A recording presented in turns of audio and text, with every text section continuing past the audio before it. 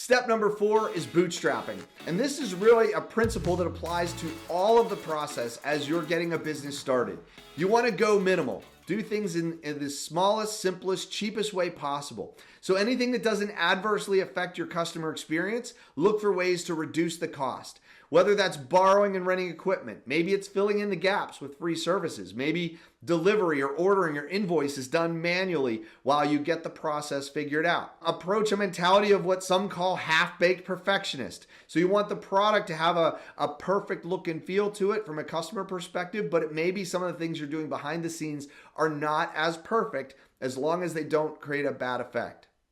You want to create sweat equity everywhere you can. There may be things you could hire others to do, but the more you can do yourself early on, that's money that you save that you can use later when you can have more effect and impact of those investments. Another great way to bootstrap is to do a pop-up tour.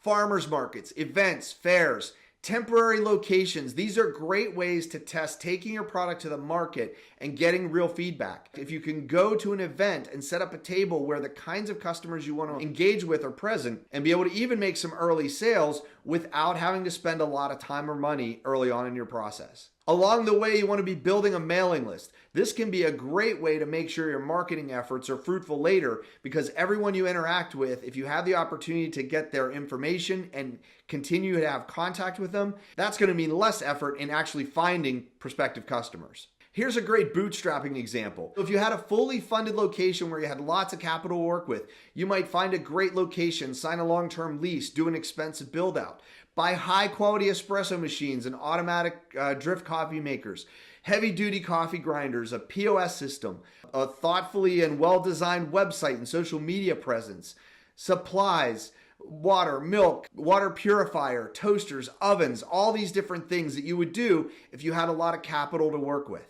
But what if you were going to bootstrap this business?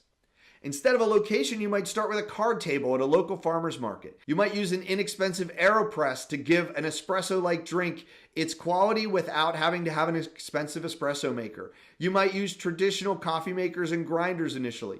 Instead of expensive software and POS systems, you might use things like Google Sheets and Google Docs. You might also use landing pages that use free templates like card.co or even just use social media for engagement.